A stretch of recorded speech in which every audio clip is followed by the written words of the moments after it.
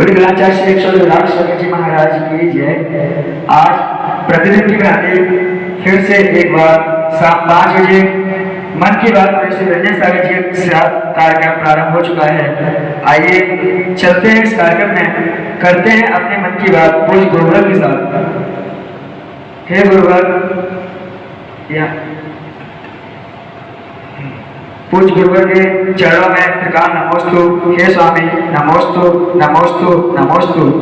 यहाँ पर सर्वप्रथम प्रश्न कुमारी सृष्टि जैन ग्वालियर से आया है। हे गुरुवर, भोग और उपभोग नियम कर्म निवारे, मुनि को भोजन दे फेर निज करे आहारे का अर्थ समझाइए। ओम शांति। भोग उपभोग करने वाले मुनि को दे फिर ले आहार, इसका अर्थ यह है कि उपभोग सामग्री उपभोग सामग्री दोनों सामग्रियों को निवारे, वो टाले, ना उसका मन भोग में है ना उपभोग में है, ना किसी वस्तु को भोगने में मन जा रहा है ना उपभोग करने में। अब मुनि को देह आ, मुनि को आहार दे करके फिर निज आहार ले, कि जब अतिथि संबित नाम का व्रत है, उस व्रत का मतलब है कि पहले मुनि को आहार, यदि अपने नगर में कोई मुनि है, कोई साधु है, तो पहले मुनि को आहार दीजिए, फिर उसके बाद स्वयं को आहार करना। नहीं है तो उस बेला को टाल करके आहार करना। पहले के लोग द्वार पर चौक फूल लेते थे और कलश लेकर के बाहर द्वार पर आ जाते थे, प्रग्रहण करते थे। कोई साधक होता था तो आहार कराते थे, नहीं होता था तो अपने अतिथि संविवाह व्रत का नाम का पालन, व्रत का पालन किया, कि साधु का भाव बनाया कि मैंने द्वार पर चौक फूला, द्वार पर परिवहन के लिए खड़े हुए, और उसने अपना पुण्य अर्जन कर लिया, पुण्य प्राप्त कर लिया दान देने का। साधु नहीं आए कोई बात नहीं, और यदि कोई साधु घर में है, मतलब नगर में है, तो सबसे पहले साधु को आहार देता है और उसके बाद फिर आहार लेता है। लेकिन आहार देने में अपन को जिसके चौके में जाते हैं तो उसमें अपनी सामग्री लेकर के जाना, और 1 गिलास दे 2 गिलास दे और धीरे से आ जाना, क्योंकि भीड़ करेंगे, चौका वालों को देने नहीं मिलेगा तो संकलेशता होगी। चौका वालों को संकलेशता होगी कि ये आ गए, इन्हीं को आहार देने मिल रहा है, मुझे देने नहीं मिल रहा है। इसलिए अपना कर्तव्य होता है। अब जीने की एक बार कटोरी ले ली तो अब सब पूरा हाथ तो मिले, सामने खड़े हो जाओ, सामने वाले को संकलेशता होगी। इसलिए 1 गिलास दो 2 गिलास दो और फिर धीरे से नमोस्तु करो और अपने आ जाओ। अपना नियम का पालन भी हो गया, अपने कर्तव्य का पालन भी हो गया, और व्यवस्था भंग भी नहीं होती। तो मुनि को देह आहार निज करे, पहले मुनि को आहार देता है फिर निज के आहार करता है। इन पंक्तियों का सार यही है। ऐसा छठाला में भी पंडित दौलत राम जी ने ये पंक्ति कही है कि मुनि को दे आहार फिर निज करे आहार। पहले मुनि को आहार देते हैं। यदि वो गृहस्थ श्रावक है तो गृहस्थ श्रावक का ये भाव होता है कि आपके पास द्रव्य सामग्री है तो आहार दान 4 प्रकार के में सबसे पहले आहार दान आया है। आहार दान में मुनिराज श्रावक जो मुनिराज हैं उत्कृष्ट में, फिर आरिका माता जी, इल्लक चुल्लक जी और सम्यक दृष्टि श्रावक जो भी है आपके यहाँ जो पात्र हैं, यदि नगर में मुनिराज है तो मुनि को दीजिए, आरिका माता जी तो उनको दीजिए, चुल्लक जी इल्लक जी उनको दीजिए, नहीं है तो कोई सम्यक दृष्टि जो देव शास्त्र ऊपर ध्यान रखता है उसको आहार। यदि कोई पात्र नहीं मिला तो अनुमोदना कर लीजिए, अनुमोदना करके अपना पुण्य ग्रहण कर लीजिए। इस प्रकार का ये भाव होगा। यहाँ पर दूसरा प्रश्न श्रीमती ममता जैन दिल्ली से है। वह पूछ रहे हैं संग्रह वृत्ति, हिंसा वृत्ति और स्वार्थ वृत्ति में अंतर क्या है। देखिए, तीनों चीजें अलग अलग हैं। संग्रह वृत्ति, संग्रह को एकत्रित करना, सामग्री को एकत्रित करना, इतनी व्यक्ति के पास आसक्ति होती है कि सामने सामग्री रखी है, जैसे कि वो जब पार्टी में कोई व्यक्ति भोजन करने के लिए जाता है बफर सिस्टम में, तो उसको खाना इतना सा है, लेकिन थाली में पहले इतना भर लेगा, क्या पता बाद में मिला नहीं मिला, तो वो संग्रह वृत्ति, उसको थाली भरने की आदत है, भले फेंक दे बाद में वो फेंक जाए, लेकिन संग्रह करने की आसक्ति है। ऐसे ही घरों में सामग्री जो बहुत पुरानी सामग्री रखी, कोई यूज नहीं है, लेकिन फिर भी उसको संग्रहित कर करके रखते चले जाते हैं, पता नहीं कब काम आएगी, और वो जुड़ता चला जाता है संग्रह करके। संग्रह वृत्ति, संग्रह वृत्ति में इतना दोष नहीं है जितना हिंसा वृत्ति में है। हिंसा वृत्ति में जीवों की हिंसा करना, जैसे कि लोग संकल्प पूर्वक जीवों को मारना, 4 प्रकार की हिंसा है, उसमें संकल्पी हिंसा, संकल्प पूर्वक जीवों को मारना। जैसे वो घर में झाड़ू लगा रहा है, सामने देख रहे चींटियों की लाइन जा रही, फिर भी उसने उस पर सटक लगा दी पानी की, सारी चींटियां बह गई। संकल्प पूर्वक हिंसा, हिंसा वृत्ति। ऐसी हिंसा की वृत्ति करना, ऐसे हिंसा के प्रवृत्त भाव करना, कहीं काकरोच आदि को मार देना, कहीं उसको दवाई रख देना, कहीं चूहे आदि मारने की दवाई रख देना, इस प्रकार की जो वृत्ति है वो हिंसा वृत्ति है। तो गृहस्थ श्रावक को हिंसा वृत्ति, संकल्पी हिंसा पूर्वक हिंसा का त्याग करना चाहिए। संकल्प पूर्वक किसी जीव को नहीं मारना, जानबूझ करके नहीं मारा, अनजाने में धोखे में कोई जीवों की प्रार्थना हो जाए तो पाप तो लगेगा, लेकिन उतना नहीं, लेकिन जानबूझ करके जीवों की प्रार्थना नहीं करना। हिंसा वृत्ति, संग्रह वृत्ति और श्वान वृत्ति।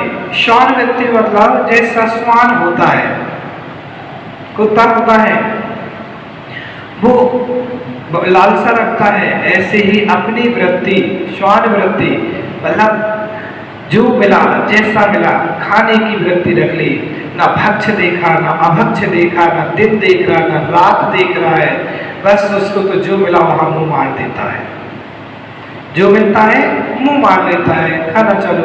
ऐसे ही इंसान कि ना दिन देख रहा है ना रात देख रहा है, रात को 2 बजे पार्टी में जा रहा है तो 2 बजे भी भोजन कर रहा है, 2 बजे भी वहां खाने के लिए तैयार, उसमें ना देखा कि अभक्ष है कि भक्ष है, जो मिला जैसा मिला सो खाना कर। एक पर ये है वृत्ति।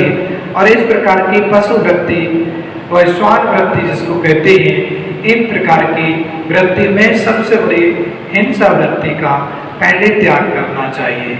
हिंसा वृत्ति सबसे बड़ा पाप है, इसलिए हिंसा वृत्ति में हमें आसक्त नहीं होना चाहिए, उसमें संकल्प पूर्वक किसी जीवों को नहीं मारना चाहिए, उसका पहले त्याग करना चाहिए, फिर उसके बाद अपन को श्वान वृत्ति पर कंट्रोल करना चाहिए, अपनी रसना इंद्रिय पर कंट्रोल करना चाहिए, फिर संग्रह वृत्ति पर अपन को मध्यस्थ भाव रखना चाहिए। इस प्रकार की तीनों वृत्तियों का अंतर है। यहाँ पर अगला प्रश्न अशोक जैन महरानीपुर उत्तर प्रदेश से आया है।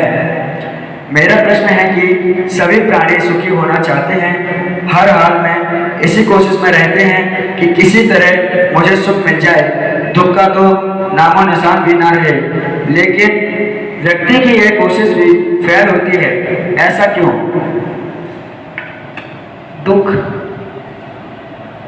से डरता है, सुख चाहता है, सुख के काम नहीं करना चाहता है, लेकिन सुख चाहता है। सुख चाहिए तो सुख के काम भी करो। सुख कोई अलग नहीं है, सुख आपके अंदर ही है, आप में सुख विद्यमान है, उस सुख की खोज करिए।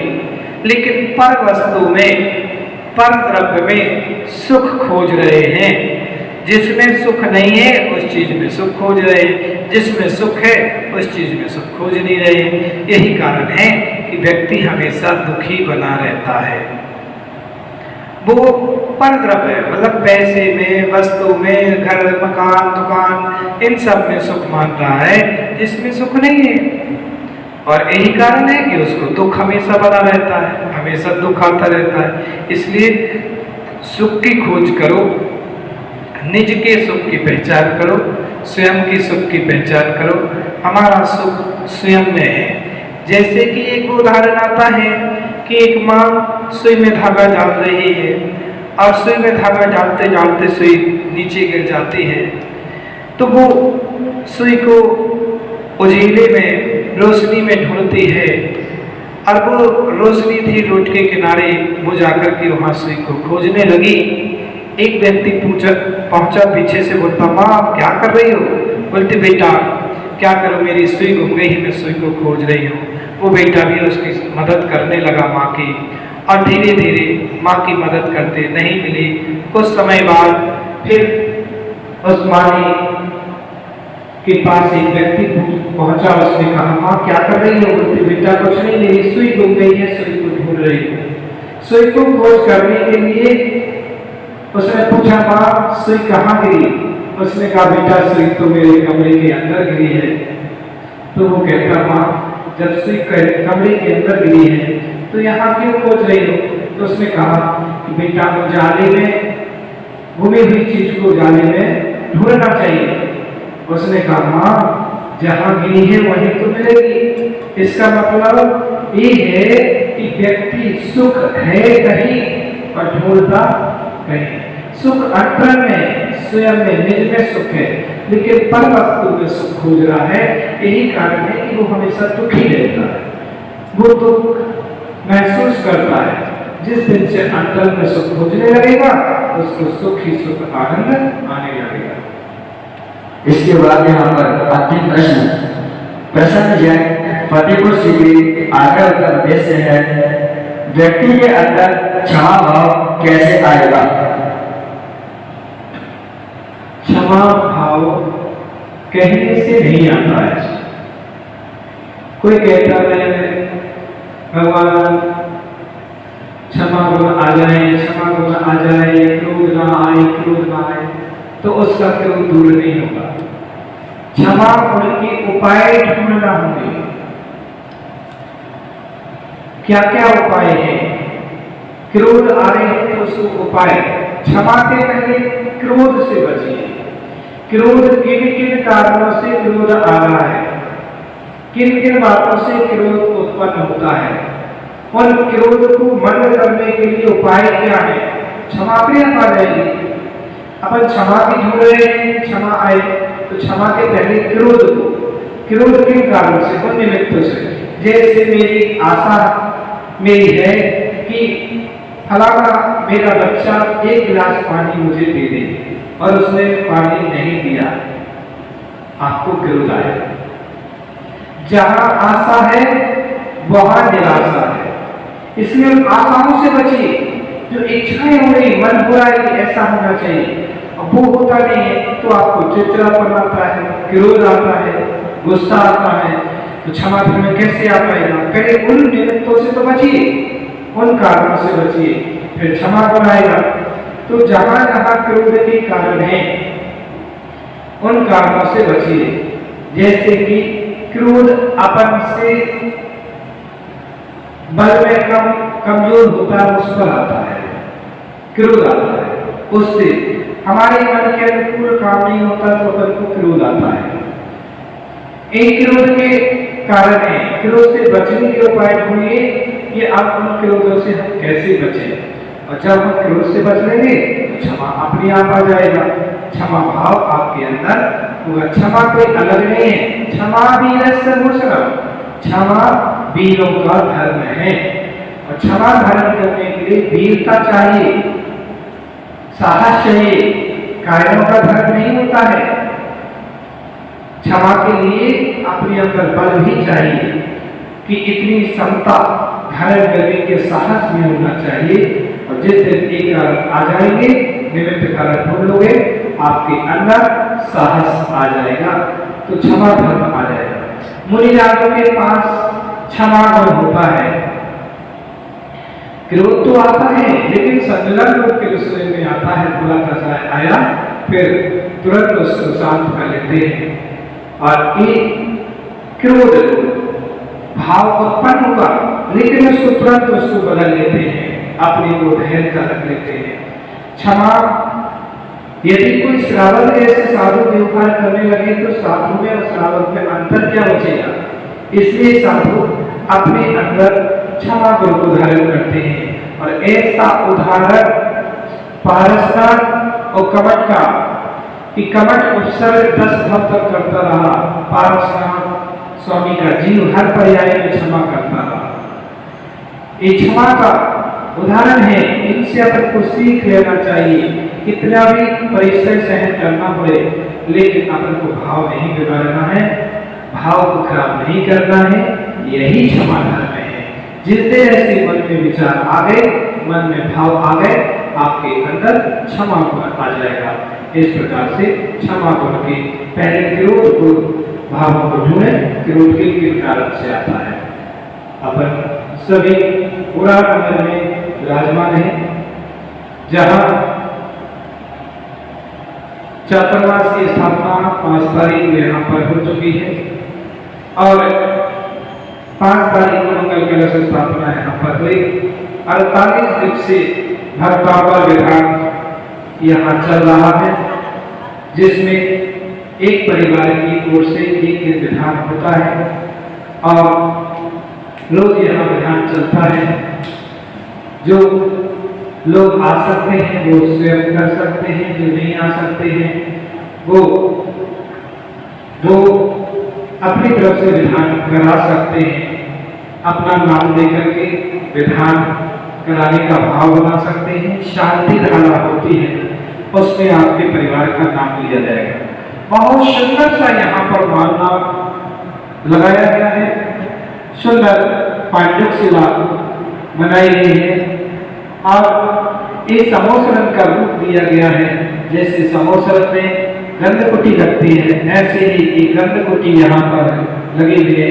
कमलासन, उसके ऊपर चारों दिशाओं में भगवान विराजमान है और जिस परिवार की तरफ से विधान होता है उसको एक कलश प्रदान किया जाएगा। अंतिम 48 विधान होने के बाद 48 मारने लगा करके समापन होगा और फिर उसको एक एक कलश प्रदान किया जाएगा।